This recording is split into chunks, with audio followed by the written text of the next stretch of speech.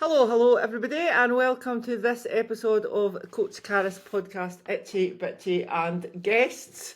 Stacey's here! Hi! Hi!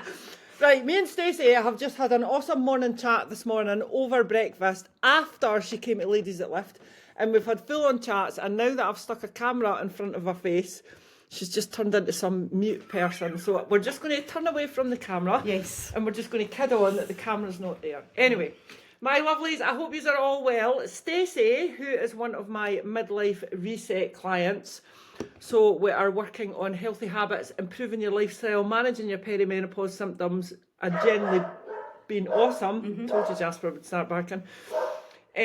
So we were going to come on and chat about that, and base it on the fact that a couple of weeks ago when we were doing a check-in, Stacey said to me that HRT is a wonderful thing, which I agree with, but it's not the only pillar, as in you need to make additional changes to your lifestyle to get the best out of the HRT. I would agree, yeah. Absolutely, right. But she's just came with Ladies at Lift for a training session, and we've just had a whole discussion about that. So anyway, I'm going to hand it over to Stacey. She's going to tell us a wee bit about herself, because we're all nosy. Right. We are all nosy. Yeah. And then we'll have a wee chat about training and food and midlife and stuff. Okay. Right, here's Stacey, everybody. Hi. Right, okay, my name is Stacey. I'm 48 and I have got 3 children. I've got Zach, who's 21, and I've got twin girls who have just turned 18. Wow. I've really not got that much an exciting life, I'm not to be that honest. interesting.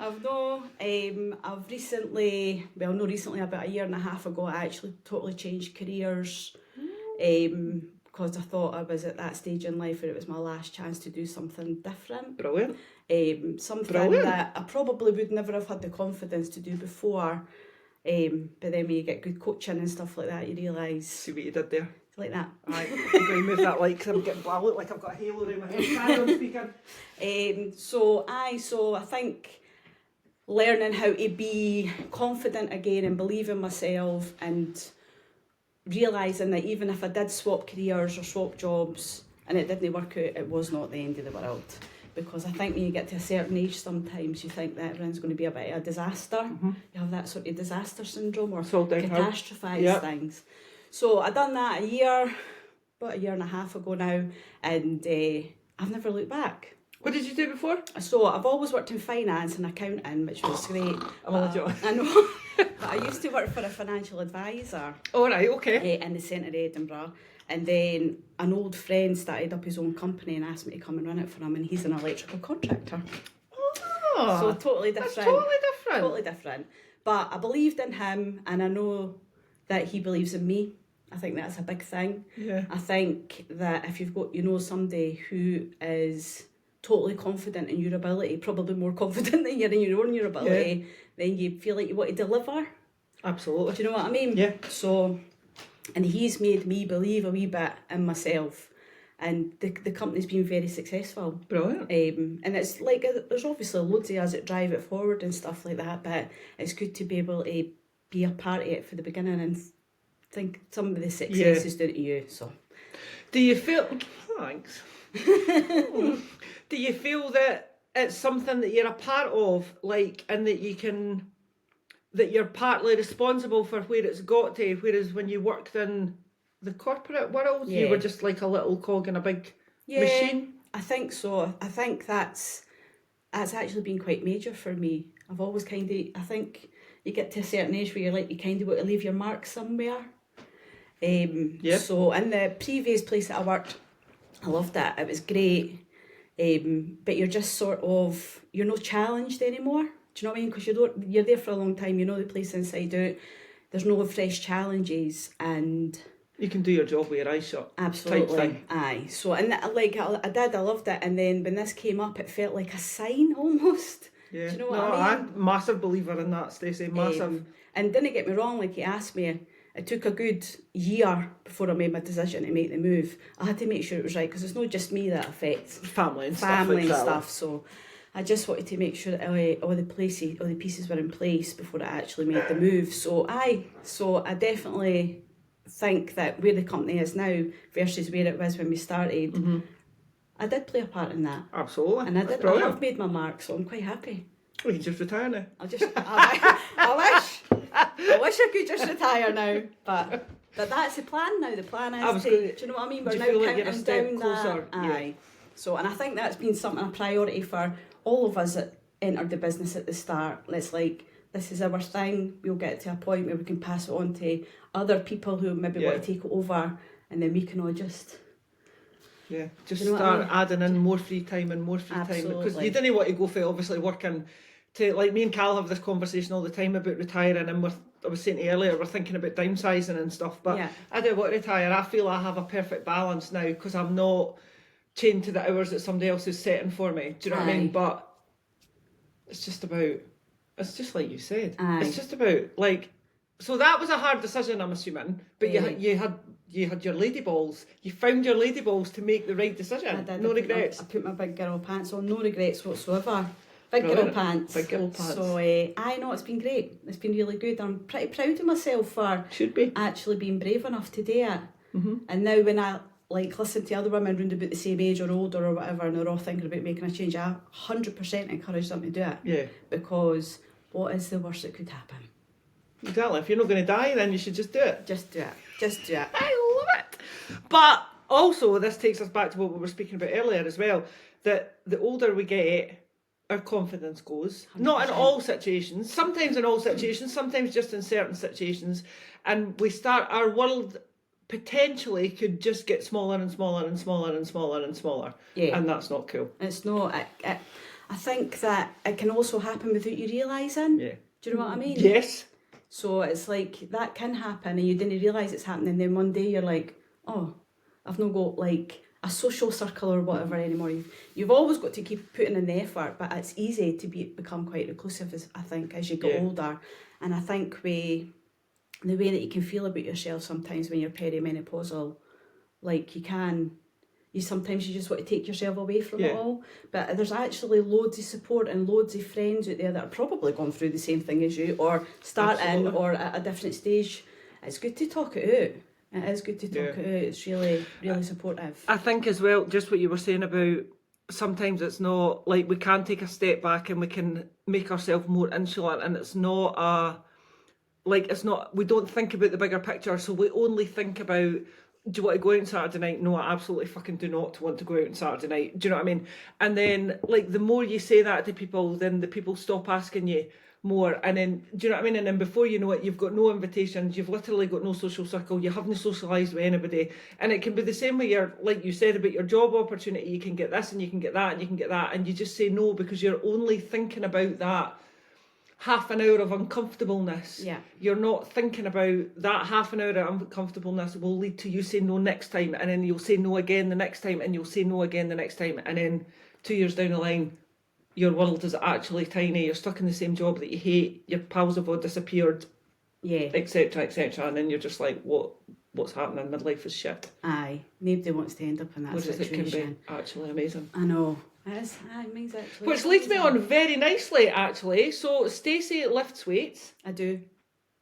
And she used to do, so she's just been to My Ladies at Lift, which is CrossFit, and you used to do that kind of training. I did. Tell us a bit about why you stopped and what you do now, etc, and how you felt when you came out of Ladies at Lift.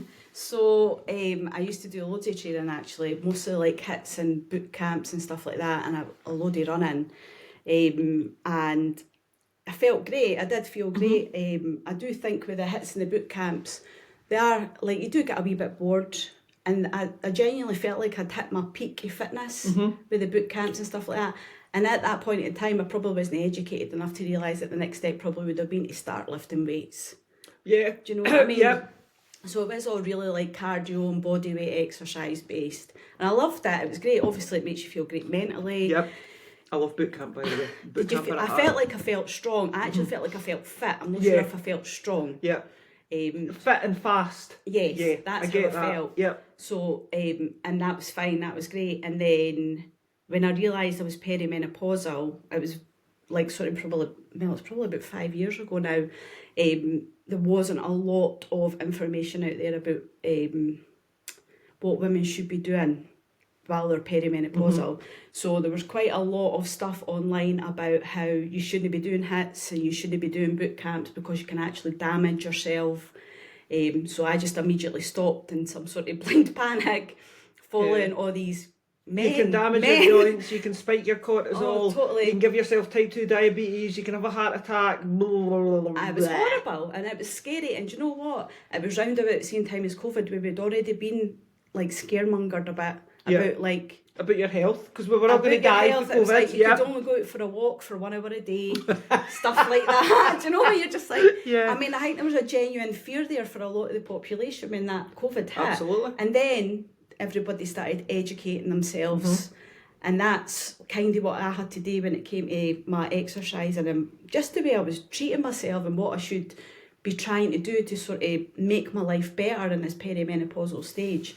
So done all that training, that was great, but immediately stopped it because I was frantic that I was going to hurt myself or going to give myself a big belly with the cortisol and stuff like that. Meno belly. Yeah, definitely comes from too many HIIT classes. Exactly. So, and then I just wasn't very sure what the next step was. So then there was a lot of people talking about the weightlifting and stuff like that. So I started doing stuff like that and it was great. However, I just chunked, like I just went out like a barrel. I just, like, I know that you're not supposed to build muscle fast as a woman, but I think I might be in the small percentage that can build muscle fast. Maybe you're an anomaly. Exactly. Yeah. Not be the first time in my life, but anyway. So I started lifting weights and I love it. Like You do love it. You do. We do have this conversation. Love it. I love lifting weights and I love pushing myself and I love seeing progress. And you do that with weightlifting. Like you build up your strength and you can see it changing.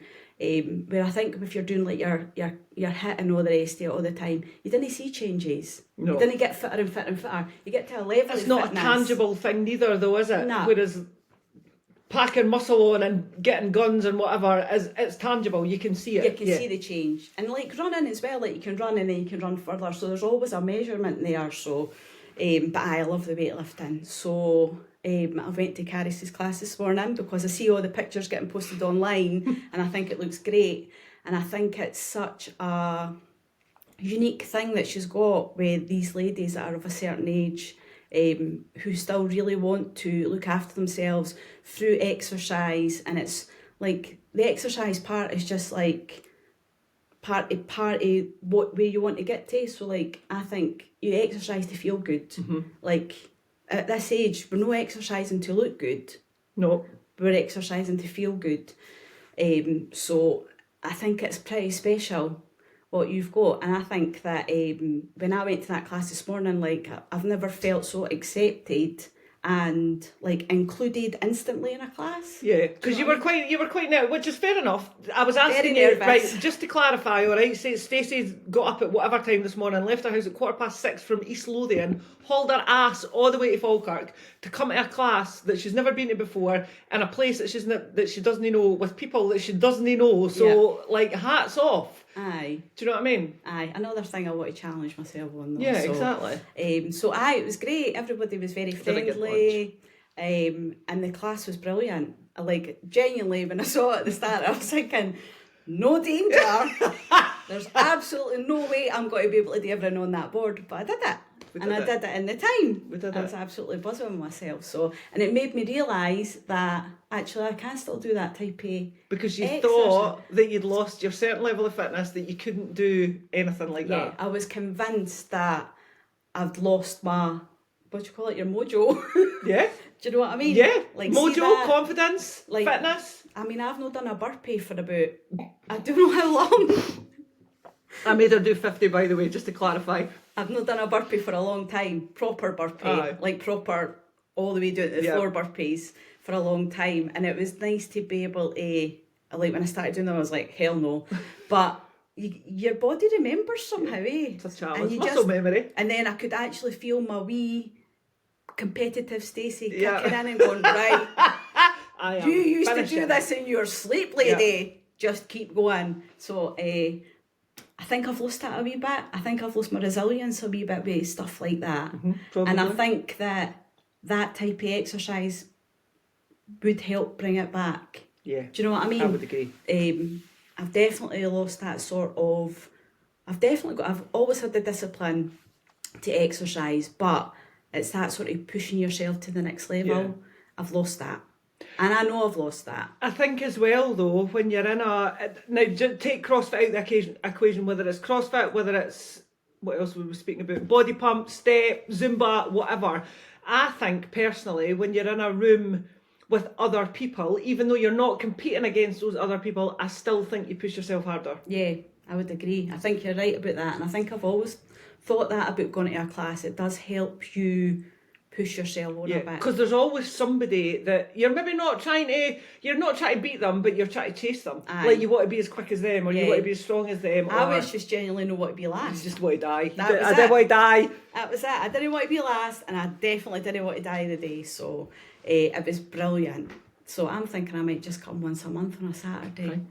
I really enjoyed that. Fine, you can dip in and dip out whenever you want. Aye. But you're also speaking about going to a gym. So Stacey trains in the house, by the way. I do. But At the we moment. have been speaking about maybe swapping that out for a gym through your way. Yeah, so there's a gym that's like right next door to my work, so it's very handy, and my work's got showers and stuff in it, so like you could go to the gym and just have a shower. And I've been in the gym and I've looked around it. It's a private gym, and the guy that owns it is lovely, and it's very much you book your slot, so you're never waiting on a machine or anything like that, which has always been a bit of a turn off for me when I go to gyms. And he does like small classes as well, so he does like sort of high rock sessions and stuff like that. And I really like the look of it. It's spotless, which is also a big thing for me. Absolutely. And all the equipment's like brand spanking new, or looks new, so he obviously really takes care of it. My problem is I'm scared to knock my routine that I'm in now. Yep. So, but like I just said there, I've actually always been really disciplined with exercise, so I don't know. I'm just totally contradicting myself. No, But that's life. We are contradictions. This is Oh, humans, definitely. And what did I say to you when you said you're scared to knock your routine? you said try it, and then you've got all the information to base your decision on, which makes total sense, obviously. I know. So I think I'm going to do that. And it's like you say, I can just pay for a month and use it for a month. Yep. I might just do that for December, because I'll end up using it more because I'll be off my work over Christmas and that. So I'll get a bash. Just try it. Give it a bash, and if I feel like it's not for me or it's knocked my routine a wee bit, then I'll knock it on the I head. get your routine. I do get what you're saying about your routine though. This is another midlife thing, right, as well. And I'm all for living on the edge and winging stuff and saying yes to every social situation and just doing stuff. Like it's, what is it they say? It's better to ask for forgiveness than permission, right? Yeah. And I'm always saying it, everybody, do you know, you need to go all in. You need to just say yes to everything, do everything, try everything. If you don't like it, it doesn't matter. But a contradiction here is that you need to choose the stuff that you're going to do that with. So I think, and I'm backing up what you're saying, Stacey, that you need certain parts of your life to be routine-like. They need to be boring, like your nutrition, like your exercise, like your daily routine, like your time for you, your pre-bed routine, your sleep. You need that to be boring. You need to be able to do that without really thinking about it, so that it doesn't use up much brain power. And then if you want to be wild, go and be wild with every other part of your life, like your socialness and your pals and all that, your holidays and everything. Yeah. Agree? I agree. So I do get 100%. that. I do get it. So I worry a wee bit about knocking the routine, but it's like you say, just go and try it. I'm probably going to go. I'm going to probably fall in love with it, and it's probably not even got to look back and you'll think, not why need did a I month to make up your mind. Aye. I think you'll decide within the first couple of days. Aye. So it's just that sort of like, right, I need to change. It's my mind. I know that I need to just change my mindset a wee bit. So it's like, it's probably, I don't know why, like it's a preparation. Like I can easily prepare my stuff like I did last night for coming to this class this morning. Just get your stuff out ready for the gym in the morning, get your stuff ready for work. Go to the gym, go in the shower, get ready for work, go into the office. Simple. It's not actually that hard. See, my mind. Yeah. That's like a major leap. My mind's like, what the fuck are you doing? It's like, Chill you out. want me to do what? Chill out, man. We're already really stressed about shit, so just chill out. Yeah. But it's not actually that bad. See, when you say it out like that, you're like, But again, sometimes you just need to say stuff out loud for you to realise that you're either being a dick or that your thoughts were correct. yeah. Aye, you do it, and because the whole thing that you've taught me as well is like writing in my journal and planning. So that's one thing. I'll probably go home the day, get my notebook out, and write it down. Because I feel like once I've wrote it down, it's like, right, wheels are in motion now. Yeah. Let's just go for it. Yeah. So I'll feel better. I'll feel better when I go home and write it down. Cheers. I should say sitting in my house, but anyway, never mind. Anyway, right, so one of the questions, I'd sent Stacey some pre-planned questions, right, because we like to do this just in case we ever stall for chat, but I think, to be fair, me and Stacey knew we weren't really going to stall for chat. But this is really relevant just to what you were saying. So the question is, what's the biggest benefit you've seen from setting aside time for you? But I want you to tell us first. So as one of my clients, I would say, Stacey, you are probably up there in the top couple, definitely, that you're really good for setting time aside for you, and you're really good with your routine. Do you know, like your daily routine? So could you just give us a brief insight into your daily routine, like what you do at lunchtime and all that malarkey, and then tell us a wee bit. I'll ask you that question again. So my routine, so obviously Carrie sends us a habit tracker and we fill it in every day. So this is how my habit tracker goes. I get up in the morning, make my bed, go to the toilet, and then get my scales out, because the first thing I do is weigh myself after I've been to the toilet. So that's done, that's fine, and then I get my gym stuff on, and then I go down the stairs and I do my exercise, come back up, shower, ready, and then you're out to work, basically. And then at lunchtime, every single lunchtime, I would say, without fail, although I mean, I've worked in this new job for 1.5 years, I could probably count on one hand how many times I haven't made it out for a walk at lunchtime. So I go out for a big walk at lunchtime, usually about 40 minutes, 45 minutes, so I've got time to come back and eat my lunch. Even snow, rain, whatever, I just get the waterproof on and I go for it. And it's funny because if I didn't do the walk, I feel totally out of sorts in the afternoon in my work. I get that. I used to get like the 3 p.m. slump, and didn't ever get that if I go out for a walk. So out for the walk, back in, finish work, and then home, and then we've already got our dinner and everything pre-planned, so it's just like home, dinner, eat the dinner, tidy the kitchen, I go for my shower then, have a quick shower, and then I'd put my HRT on at night. Quick shower, HRT on, jammies on, comfies, downstairs, cup of tea, chocolate biscuit, watch a wee bit telly, upstairs, books, reading until the eyes are banging. Some nights it's earlier than others. Get that. And then it's lights out and sleep as much as possible. That's my daily habit. It probably differs a wee bit at the weekend, just because we probably have breakfast a bit later and stuff like that, and then we usually try and incorporate a long walk that ends with coffee and a bit of cake. Brilliant. And then we have like a nice dinner usually on a Saturday night, and then back on a Sunday it's back to normal, like just like good food, nutritious food. Try and go out for a walk again, or I'll generally try and do something a wee bit different exercise wise on a Sunday. So like I've been trying calisthenics recently. There's muscle burning. And you're not even moving that much. No, exactly. There's not an awful lot of sweating going on, but my God, you're in a lot of pain. But good pain, like you feel like your body's alive again, It makes you feel strong. A bit of calisthenics or whatever. And then it's usually just try and see family or get organised for the week ahead, because that's where I fall down if I didn't plan. I need to plan on a Saturday or a Sunday what I'm doing for the week ahead. Back to writing everything down in a notebook, because if I write it down, it happens. But just a recent thing that I've learnt about myself. And I'm the same in my work, like I have to make a to-do list. I'm happy, sad, so happy when I can just cross things off the list to say they're done. That's done. Well done, tick. And when do you put your phone away? Because you argued at this as well. I put my phone, I didn't pick my phone, I picked my phone up in the morning, but that's because that's where my exercise app is. But that's it. I have my phone on Do Not Disturb in the morning, so if anybody sent me any message for that, it doesn't come up. You're not on the social scrolling or anything like that. It's your time. So when I put my app on, I'm usually working out for about 40-45 minutes. And then back upstairs, get my shower ready, and then when I'm leaving for work, that's when I'll pick up my phone to check, make sure there's no emergencies basically, which there never is, let's face it. And then at night, like I rarely have my phone, like I'll come in for work, I'll not even, because like everybody's there that would probably message me, so I didn't need my phone unless I'm looking at a recipe or something. And then maybe about 8 o'clock, usually when I come out the shower, I'll fill in my habit tracker. and then the phone goes away again, and then as I'm going to bed, I just have a quick look at it, set the alarm, plug it in, and then that's it. You. Yeah.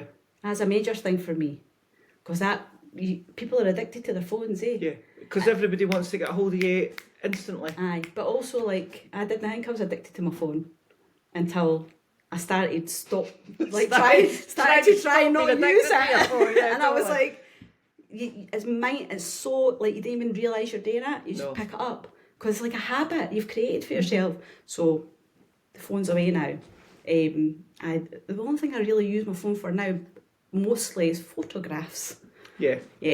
Jim Selfie's not that lucky. Yeah, I'm the same. I don't look at my phone in the morning, and I can do that without thinking. It doesn't even cross my mind now to pick my phone up in the morning. As me, aye. But when I started trying to do that, so I used to wake up in the morning, I would read the news, so I was depressed before I even got out of my bed. Do you know what I mean? Then I would scroll the socials, then I would check my messages and stuff like that before I was even out of my bed.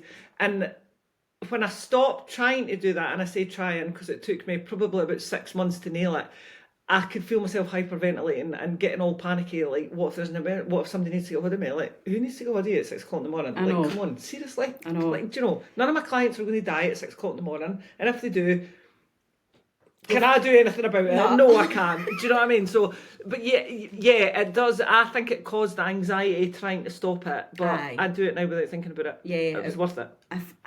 It feels like such a long time ago that I actually done it, but I do recall feeling, it wasn't really anxiety, but it was more a sort of light bulb moment when I was like, I pick this phone up, it must be like every 30 seconds or something, just to look at it. It's like, yep, still there. And come here, you're just like, what are you doing? So you kind of have to have a wee bit of a word with yourself, and then you realise, I definitely was one of them that realised how much more time I had when I stopped using my phone so much. So then I could, because ironically, I used to read loads when I was younger, and then your kids come along and the rest of it, you pick a book up now and again or whatever, because you've not got loads of time for your kids or whatever. Yeah. And then you just sort of, I fell away with the reading, and then, but I've always really enjoyed it, and I just did the day anyway. But since the phone goes, that's all I do now. I'm back to, and I love it, absolutely love it. And that's time for me. Just sit and read in my book. Yeah, I do say to quite a lot of people, whether it's on the socials or whatever, that, you know, like, we've all got the same 24 hours in a day, right? Now that I realise that does sound a bit wanky, because some people have kids, you know, you've got different commitments and stuff like that. But if you're telling me that you've not got time to, like, you're too busy to sort your nutrition out, or you're too busy to exercise, I would ask you to check your screen time on your phone, because I guarantee you at some point you've got an hour to sit in school socials. Oh, 100%. Do you know what I mean? And I'm not being a wido when I say that, because I used to do it myself totally. Yeah. But anyway. I think as well, like, you don't know how much time you're using. Like, that's the whole point of social media. Do you know what I mean? It takes you away, and you think it's been 5 minutes and it's been an hour. And you're like, shit. Yeah, absolutely. Yeah, I know. So, you are very good at setting time aside for you. Is there one biggest benefit? Like, how does it affect you, and how has it affected, like, your lifestyle and your family and etc, etc? So mentally it's been unbelievably good, because your mind gets very chaotic and loud, I think. And I spent a lot of my life probably trying to please others constantly, and when you get to a certain age, you start realising that you need to start pleasing yourself a wee bit, and the more that you do that, the more that you can take time out for yourself. And it could be something simple, like a wee 10-minute yoga in the morning, or I love my shower at night. Like, that's, you're kind of checking out and just checking in with yourself at night, and you're only in the shower for 10 minutes. But you've done your work, you've made the dinner, you've fed the family. Everybody's fine. It's the start of you winding down. That's it. And so I take that time for myself. It really quietens my mind and just keeps me in check with the way that I feel, because I think, I mean, don't get me wrong, like, even though you're on HRT and all the rest of it, there's still days it can really, really hit you like a freight train. Like, it can be really hormonal, and it comes from nowhere. You've been feeling great for 2 weeks, and then boosh, you're just like, I have to tell the rest of my family, I'm bad today. Yeah. Like, I'm not feeling great, so you just need to either be patient with me or leave me alone. Yeah. And that, I think that's fair enough. And they get it now, like, they understand now as well, so that's fine. But I think with me taking time for myself, quieting my mind, it enables me to, like, be better, to be around, if that makes sense. Yeah. And like, I didn't lose, this is terrible, I didn't lose my temper as much, I didn't fly off the handle. It's not terrible, it's normal. And I'm a lot more rational, because I was very irrational to start with. And I feel, for me, I feel like I can actually look forward. Okay, that probably doesn't make sense, but like, sometimes just looking forward really made me very anxious because I felt like it was too much. It was overwhelming. And it could be simple things like putting a washing on, and then, but in my head it was like, put a washing on, take the washing out, hang the washing, bring the and then in my head was just Putting like a washing on and turns into 3 hours of work that you need to do. Yeah, and no, I'd be like hyperventilating. So definitely taking the time out helps me create these wee boxes for myself. So it's just like, let's think about the next half an hour. Let's see if we can get through that. Yeah. So that's where I'm at. So 100%. At first it was difficult because it felt quite selfish. But now I realise I'm just actually investing in myself, looking after myself, and it makes everybody else happy when I'm happy, trust me. Happy wife, happy life. That's and all it. that. No, but yeah, do you think, like, so if you take like 5-10 minutes for yourself, it allows you to give to other people? It does, 100%. Like, without resenting them, or Absolutely. without thinking that you've, like, why am I doing this for you when I haven't got time to pick my nose or whatever? Aye, do you know what I mean? Definitely. It definitely does that, aye. Yeah. It's weird, eh? It's not selfish. It's actually quite selfless if you think about it. Absolutely, you're just making everybody else's life nicer. That's do you know? Why would they want to be You're around you when you were a welcome. chronic giver? Exactly. Just give me and it's 10 minutes. Like, you don't. It's not like Oh, no, we're it's not not. sitting here about, like, I'm not saying to people go and book yourself in for a spa week and leave everybody else to burn. Do you know what I mean? Well, Aye, you're away. fend for Well, you're themselves. literally speaking about 10 minutes for a Oh, shower, it's 10 minutes for the shower, and then a bit an hour early. for your exercise or whatever. Aye, and like when I do my exercise, everybody else is sleeping. Ah, well, Do aye. you know So what I yeah, mean? So it doesn't matter. I go for my walks, everybody gets invited. Do you want to come for a walk? If you're not coming, you're not coming. behave, wee mans.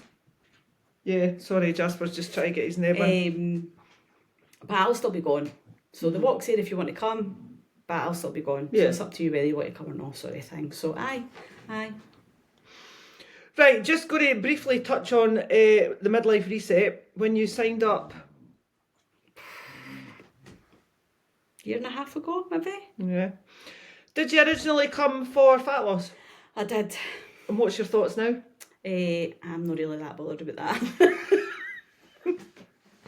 I'm in a very good place, mentally and physically. Even though I am heavier than I've ever been in my life before, that was something that did bother me, but it doesn't bother me now because I know that I'm fit and I know that I'm healthy and I eat well and I exercise well, and that's fine for me. It's the other things like the confidence and the self-belief and just like that. Obviously the routine really, really helps with that, but creating that routine, it takes a lot of hard work, like, and also you fail at it and then you just start again. Yep. Do you know what I mean? Or like you go through phases where you're like, oh, I cannot be bothered, but then as long as you get back to it, and like I have done that, like I've definitely fell back a couple of times, but each time you come back longer.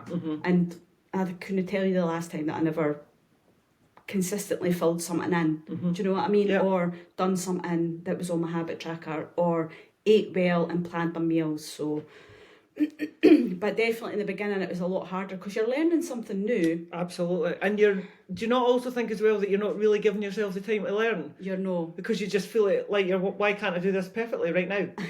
Yes, there's definitely an element of that. But also I think when you sign up with a new coach, you're like, well, they'll tell you. For anybody that's not, New there's coach. lots of embedded thingamabobbers going on here, by the way. Sorry. You're expecting them to tell you what to do. Yeah. Do you know what I mean? So you're just Do a bit this, like... this and this. Yeah, but that's actually no effective coaching, as we now know. So I think that give yourself a bit of grace if you're trying to learn something new, and don't just let it all go. Like if you do sort of go, oh, stuff this, I'm not doing it anymore, like you can always come back to it. Do that for yourself. Do that so that you can be like clear-minded and feel good about yourself and not be scared to take on a new challenge or whatever, because that's actually now what I'm building on. And the other part is just good fun, like the exercise and all the rest of it, and like the nutrition as well. Obviously it's really, it is boring, but I enjoy it. It needs to be. It is, and it's like you're not eating like disgusting food or anything. You're actually eating nice stuff, but you're eating it most days.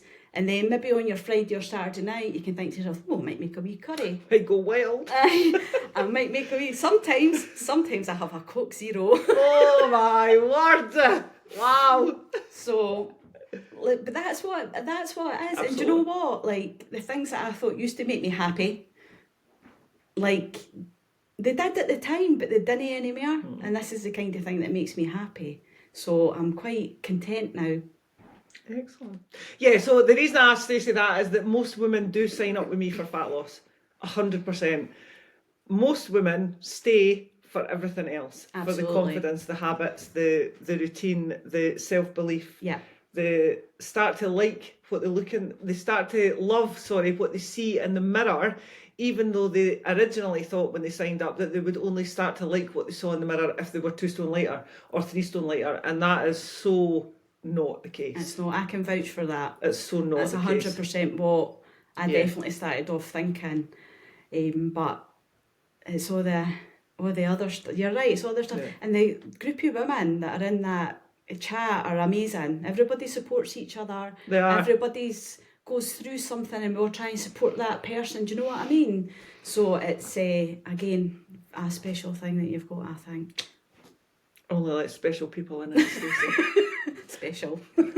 Special, right? Anyway, well, I totally kicked this whole podcast off by saying we're going to speak about Stacey and how she said HRT is fab, but it's not the only pillar. Well, I actually haven't thought about that, right? So, anyway, you did say that to me because you would have checked in, I would have left you your wee WhatsApp voice note, and you would have WhatsApp voice noted me back, which you do when you're on your lunchtime walk. I do. I totally look forward to that every week. And you get your Me too. wee chat. I know, it's cool. But Stacey did say that you were forcing yourself. I'll tell you what kicked the whole thing off. You had plantar fasciitis. Aye. And so you had to can your running. Yeah. But you were forcing yourself still to keep walking and do your lunchtime walking stuff. And that was when you said to me, you realised that HRT is a wonderful thing, but you were having a hormonal day, I think, and you'd said that if you didn't have all the other habits, pretty much HRT wouldn't make a blind bit of difference. Absolutely. Give us a bit of an explanation on that. And that was my hormonal day. I think you had was it a hormonal weekend? Aye. Yeah. I was totally fine up until the Friday, and I had like plans on the Saturday and all the rest of it, and woke up on the Saturday morning, and instantly as soon as you wake up, but then you're trying to like almost bring yourself out of it a wee bit, and you're thinking, I've not had enough, can you go through all this and that, I've not had enough sleep, what did I eat before I went to my bed last night? Was that yesterday? That whole thing. So and then it wasn't anything like that, and then I started making my list, but my list made me feel very overwhelmed, and the anxiety kicked in and all the rest of it, and I thought this has just got to be one of the days. So I told Gary and I told the kids and that, like, I'm not feeling great today, I just need to be left to come out of this myself. So they're great, like, they're so patient with me, thank God. And they just let me go on with it, basically. But I still got out my bed, I still took my supplements, I still had a shower, kind of like just things like that. I still done my stuff, I still made sure that I drank water. I never went for a walk, I should have went for a walk, but I was at that point where I felt like I couldn't even leave the house. Do you know that way? Yeah, absolutely. So I just thought, I'm going to be kind to myself today. So I just got the blanket on the couch. Brilliant. I think I watched Harry Potter. Not brilliant. It's just a difference of opinion. And I still ate well. Do you know, I still ate like good food. I didn't succumb to the chocolate, like, fuck it, I'm just going to lose the chocolate, that'll make me feel better sort of thing. But it it wasn't a conscious decision. Like, it wasn't like a conscious, I'm still got to eat well today, I'm not going to eat the chocolate. It just happened. It's just a habit. It just happened. habit. And that's when I Yeah. realised that on the days, because I've taken my HRT every single day, everything's all good and that there, and I've got the right dosage and stuff like that, but you're just always going to have days like that. They didn't come a lot. No. Like, they're few and far between. Yeah. But I still done all the stuff so that when I woke up on Sunday, I felt better and I felt good about myself because I realised that I still done my habits, but I didn't have to think about it. Yeah. It was just part of my day, and I still done the stuff that I looked after myself by using the habits. So again, like the HRT, unbelievably good, but on days like that, you still need all your other stuff to make you feel good about yourself and look after yourself. Yeah. Do you know what I mean? Yeah, I'm pro, everybody knows this, I'm pro HRT. For anybody that can get on it, I would absolutely tell you to be on it. And it is life changing, but it's not life changing. Yeah. Like, if you're just going to stick a patch on your arse, right, and expect your life to change, that's not going to happen. Yeah. But if you can do that and get it to coincide with you looking after yourself, respecting yourself, do you know, by moving, by drinking your water, etc., that HRT is an actual life changer. Aye. I mean, when I say life changing, it's because when I went on HRT, I instantly changed overnight, and I realised that is what had been wrong with me this whole time. And I think that it made me realise that I was probably perimenopausal for a lot longer than I thought I was. Yeah. And the only way I can describe it is the morning that I woke up after I put the patch on was I felt normal for the first time in years. And I know normal's not even normal, if you know what I mean. Yeah. But I felt like myself again. Yeah. After, and I'm talking like probably years, and it made me realise how long I hadn't felt like that. So that's why it was life changing for me. But again, it's a process. Like, it's trial and error with HRT. Like, the patches are good, great. Are you on the right dosage? Probably not. So you're backwards and forwards all the time to the doctor. So I've been really, really lucky with my GPs because they've been great, and they've listened to everything that I've said, and they've adjusted my HRT when I've needed it done, and all the rest of it. And that's brilliant. But now that I got to a point with my HRT where I knew exactly what I was doing. I know what my body needs. You listen to yourself, because you're the best person to judge. Absolutely.